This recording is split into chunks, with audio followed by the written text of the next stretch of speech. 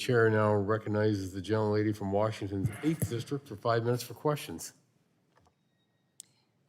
Thank you, Mr. Chairman, and thank you, Counsel Novak, for being here today. I just have to say that, like my colleagues, I am incredibly disturbed and frustrated by the pattern of actions that your department has undertaken in the past year that seem to just be taking us backwards, specifically canceling permits like the one for Revolution Wind that my colleague Representative Peters spoke about that was 80% done, employing hundreds, if not well over 1,000 people, and then had the permit revoked. The kind of uncertainty this creates for investors in the energy of the future, and this pushing us back to a reliance on greenhouse gas emitting oil and gas, opposing efficiency standards. I don't even know why this is a controversial issue. We should all be interested in conservation.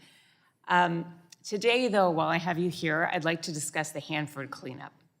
As you know, this site in Washington State was critical to our national security during World War II and the Cold War for weapons manufacturing, but that has now resulted in the most contaminated nuclear waste site in the entire nation. It is a huge challenge to clean up. I am sure you are also aware that this administration and the Department of Energy have legal and moral obligations per the tri-party agreement that was created after decades of trust building and painstaking negotiations between our state, the Department of Energy, and the EPA. So just a yes or no question, Counsel Novak, as acting General Counsel of Department of Energy, do you reaffirm DOE's commitment to fulfill all obligations under that tri-party agreement and the consent decree? I do. Again, the topic here is a bit beyond the scope of what I prepared for today. I'm generally familiar with Hanford, and we are committed to that tripartite. I appreciate that commitment because we've been getting very mixed messages lately, and it sounds like your boss may actually be wavering on that commitment when we are just weeks away from implementation of vitrification or glass preserving, storing nuclear waste in a safe way. Just last week, Secretary Wright fired the top official overseeing the Hanford cleanup because he said he wanted to, quote, go in a different direction. That sets off alarm bells in Washington State. And so since then, we haven't been able to get a straight answer.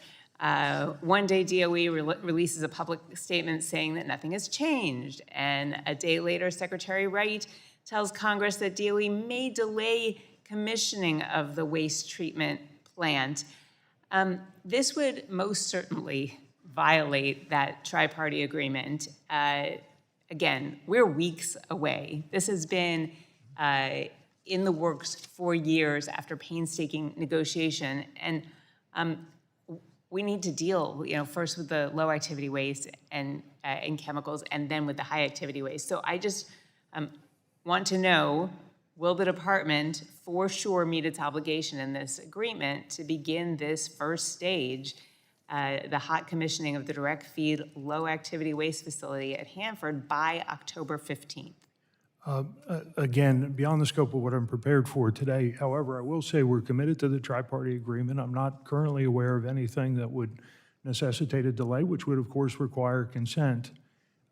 Be happy to take the question for the record to see whether there's anything else out there, but I'm not aware of anything as I sit here today.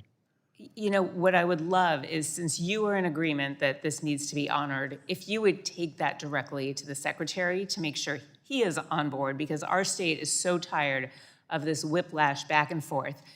The technology has been set. The contractors are there. $24 billion of taxpayer money has been spent on research and development and the construction of this facility. We are so ready to get rid of this nuclear waste before it intrudes into the Columbia River that provides drinking water, that supports endangered species. And we are feeling this urgency. And so to hear that there's contemplation about taking a different direction is incredibly alarming for Washingtonians, and we fully expect that this will be honored, and I know that our governor is committing to pursuing legal action, so he would be engaging with you if it is not honored. With that, I'll yield back. Thank you.